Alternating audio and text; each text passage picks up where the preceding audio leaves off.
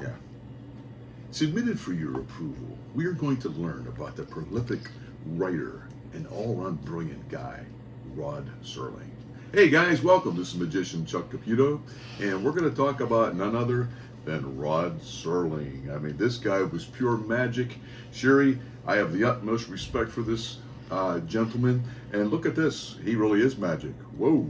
All right. But anyway, I'm really excited to do this. So watch. Pay close attention. Ooh. Rod Serling. I have my little notes here. Rod Serling was born December 25th. No way. 1924. Christmas baby. Yes, and he passed away Aww. June 20th, 1975. Wow. He was born in Syracuse, New York. Mr. Serling was a talkative child by all accounts. I've read different accounts where his parents said at one point, I remember reading this, he was sitting in the back of the car, they were driving for maybe 5 hours. He talked the whole time to himself. Oh, he was my word. playing different characters and everything. Aww. So this guy was brilliant. I love him. I love what all he accomplished. We'll get into this. He would actually act out different dialogues from different movies he had seen. His family built a small stage in his basement for him and his brothers and his neighborhood kids. They would perform. Fun fact, Rod had an older brother, Robert Serling, who was a novelist and an aviation writer. So he was a very talented family. When Rod was in grade school, he was known as the class clown, and most teachers dismissed him as a lost cause. So you know what? All the brilliant people, even Einstein, I think I read somewhere, he flunked algebra. Oh my. Hard to believe. I don't feel so bad. And he tried out for the football team, the varsity football. He was too short. He was 5'4". Wow. Now, some places I read he was 5'5". I don't know for sure. He was interested in radio and writing at an early age. He loved listening to thrillers on the radio as well as fantasy and horror shows. He enlisted in the armed services after graduation from high school in 1943. He served in the 511th Paratrooper Infantry. He was also an amateur boxer. Isn't that something? And there's another fun fact. He got his nose broken twice. Oh, that's not fun. Boxing's rough. Ooh, it is. He was assigned to the Pacific Theater. Now, I know a little bit about that. My dad, which is your father-in-law, he was in the South Pacific during World War II, the 77th Infantry. Yeah. So I have the utmost respect for these people. Wow. You went Yes. through a lot, I can testify. After the war, he went to college. He met his wife-to-be, Carol, on February 3rd, 1929. And she just passed away a few years ago, 2020, I believe. Oh, wow. In the early 1950s, Rod freelanced, wrote television scripts, and sold several, but was rejected by many. So, I mean, that's an ongoing theme with all successful people. You have to keep trying and trying. That's true. 1956, Rod Serling wrote The Requiem for a Heavyweight for a television series. And he was gaining acclaim for this. The family moved to California in 1957. In 1959, Rod formed his own production company, Cayuga Productions. That's and neat. if you notice at the end of the Twilight Zones, it always says Cayuga. He signed a 3-year contract with CBS. The Twilight Zone series premiered on October 2nd, 1959 on CBS. The Twilight Zone aired for 5 seasons, 156 episodes. Wow. Strangely enough, it only had moderate ratings.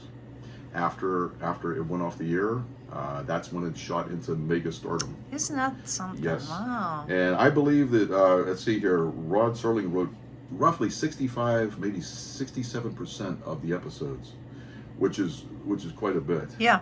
And the other screenwriters, a few of them were Richard Matheson and Charles Beaumont. Huh. Now let's see here. This is pretty cool. I have a lot of episodes here. Ta-da! Whoa. And I'm going to get into some of these here. I got the VHSs years ago. I never got the DVD ones because these are more detailed. Let me show you what I mean. And if you open up the sleeve, it tells all about it. Yes. It tells That's about each nice. episode. It's really cool. Wow. And probably VHSs will come back into swing. You think? I think these are more detailed, like I said, because under the record jacket explains a lot. And let's see here. Later on, after the Twilight Zone was canceled, of course, he wrote the Night Gallery. Oh, yes. But sticking to the Twilight Zone theme, we bought this at a convention. Sherry, I guess about 3 years ago. Yeah. If anybody out there doesn't have this, I recommend getting it. It's the Twilight Zone Unlocked. Okay, and this tells, it's unbelievable. It tells about each episode, what the production costed, Unbelievable. who was paid what, Wow. behind the scenes, theatrics, what they use for each scene. I mean, very informative. If you like statistics and facts, particularly about the Twilight Zone, Yeah. this is it. Wow. I think it costed $75, Yeah. if I'm not mistaken.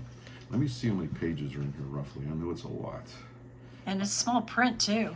It's pretty small, Yeah. yes. I think it's about 700 pages.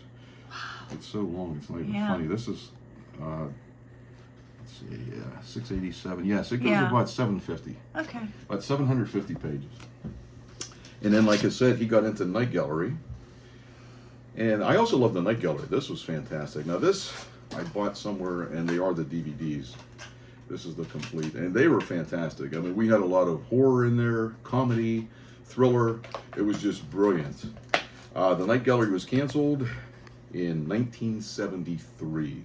And NBC combined The Sixth Sense with this for a while. You remember with Gary yes. Collins? Yes. I believe Dr. Michael Rhodes, Yeah. if I'm not mistaken. So it was actually pretty cool. Absolutely brilliant series. And later, after Serling, after Serling was freed up from all the TV shows, he appeared in commercials for Radio Shack, Ford, Mazda, and a few other places. Now, there's a few of my favorite episodes, which we both like. And I'm going to get back to these real quick. Let's see here, if I can find them. Oh, here we go.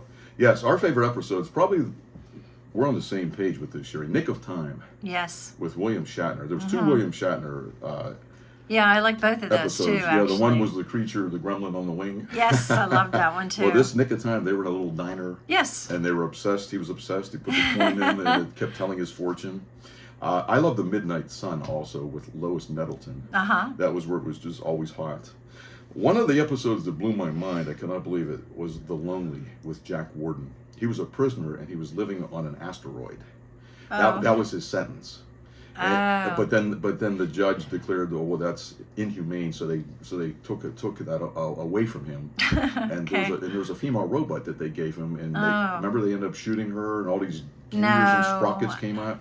All right. That's crazy. In case you didn't know from the opening when I made the cigarettes appear, I'm a professional magician and a ventriloquist. I've been doing magic and ventriloquism over 40 years.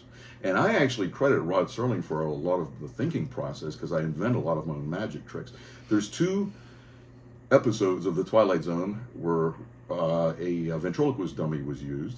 One was just called The Dummy with Cliff Robertson, and the other one was Caesar and Me.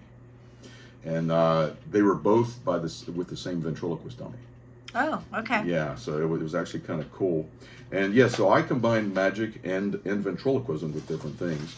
And I'll give you a brief example if I can here. Let's put this aside.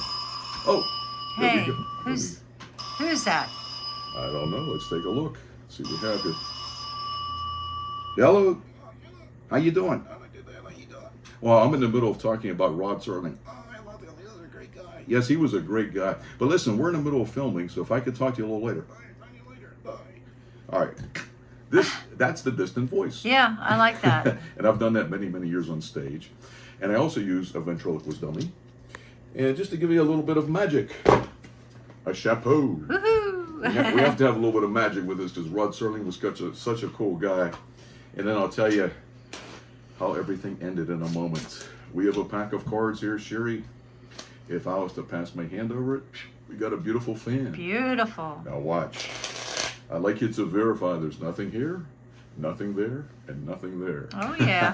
You know that, don't you? All right, watch the six of diamonds, just the pass of the hand. I have a fan that appears from Wow, nowhere. We drop it nice. into the hat. Beautiful. Look at this. Well, thank you. Another pass. There's another fan. I got about 32 cards here. Here we go. 1, 2, 3. You watching up here, Sherry? I am. No, you're not. They're right down here. Yeah. We're going to get these same playing cards. Here's the ace of clubs. Another pass. That's a nice fan. Watch Beautiful. my hand. Oh, my. Wow, that's pretty tough. Ew. But those are some of the moves that I use with Yeah, sleight that's of hand. good. Now, Rod Serling was a heavy smoker. He smoked 3 to 4 packs of cigarettes a day. He had a heart attack. He was hospitalized and released. He had a second heart attack 2 weeks later, and they took him back in the hospital for open heart surgery.